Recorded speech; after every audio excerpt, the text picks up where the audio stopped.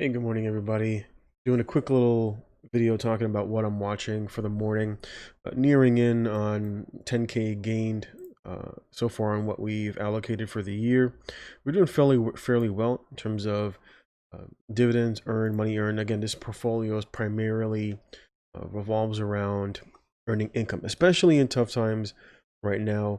Having a little bit of passive income, a little bit of extra income from dividends can of course go a long way for many people, especially if you've been experiencing some job loss, cutting hours, cutting pay, anything like that. Having a couple of $100, I think we've taken in about $329 in dividends. I've seen people with well over 100K that still aren't taking in that much for the month. We did have a really good month.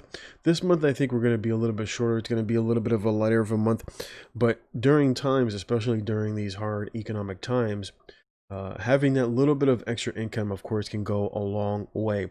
And so in terms of where I have got some incoming money, I've got about 1,200 this week, probably going to add another 1,000 or so to the account.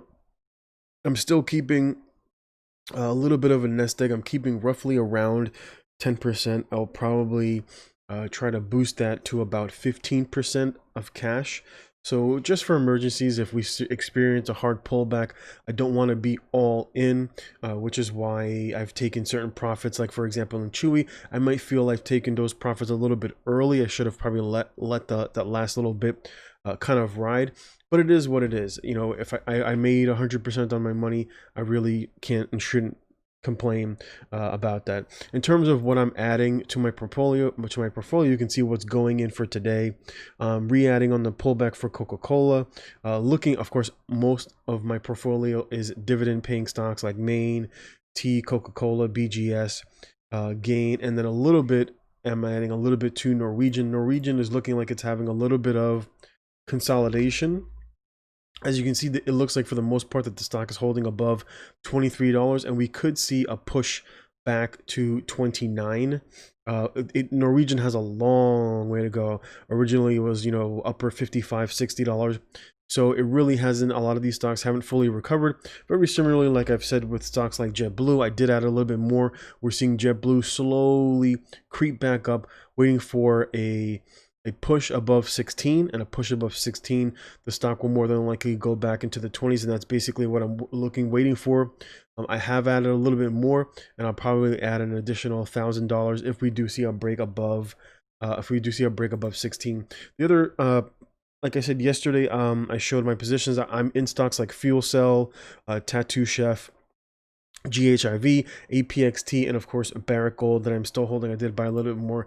APXT, I did want to talk a little bit about. As you can see, it is holding below $17, and I do perceive that a break above 17 and a hold. Right, at one point we did almost hit 18 on a previous day, but then of course we slid off very hard. I did buy it, accumulate a little bit on the pullback. I've got 134 shares right now at $15. So we're currently looks like we're showing close to breaking 17s. That's basically what I'm waiting for. I'm waiting for a break above 17 with a close on, at the very least, average or above average volume to indicate that there's momentum. And then I'll basically probably add maybe an additional 20 or 30 shares. I don't want to add too much to basically raise my overall cost, way up here. And so that's one of the things I'm waiting for, but I'll be paying attention to that this morning. FCEL, I am buying a little bit on the pullback we've seen, and a pullback is good. A pullback is definitely much needed. I foolishly missed the opportunity I saw it here at 14 on the day that it was coming up, and I didn't even bid for it like an idiot, and it just basically, as you can see, pushed higher yesterday, at one point breaking almost to 21, and we're seeing a fairly hard pullback, probably some profit taking on many of these alternative energy stock.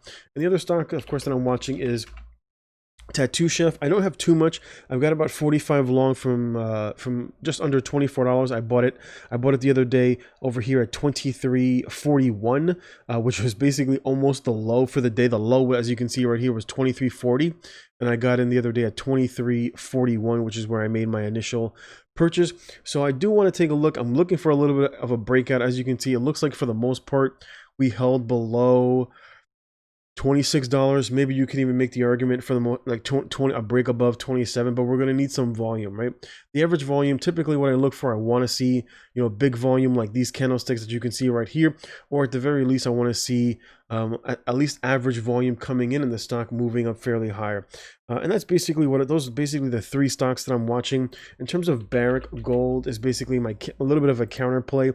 It's been holding, as you can see, above 2250. We could see a retracement back to about 26, which is what I'm looking for.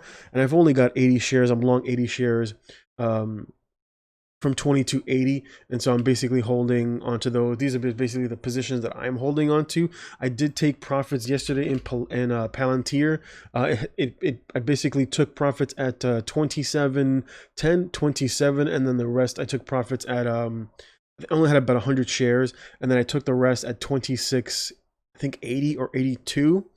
So for the most part, and I was long, obviously I've been holding it long all the way down here, so I made about 2 points on the play, took my profits, and then I was thinking I should have held it, and then for whatever reason it just pulled all the way back fairly hard. So I might look for a re-entry if we get closer to 24. Market's looking like it's going to be a little bit stale for the most part. A lot of the SPACs have been moving fairly higher, but of course I typically trade very conservatively, and that's basically what I'm looking for. I'm going to be watching for today. I'm off today, and then I'll be, of course, going back to the hospital on Friday. Hope everything is going well with you. Appreciate you watching, and hopefully we'll get some nice movement today in a lot of these positions. Maybe I'll take some profits if we don't get a break above 17 on APX. I might take a little bit off. It looks like pre-market we're still at 16.95, but we'll have to wait and see. But thanks for watching, and I'll catch you next time.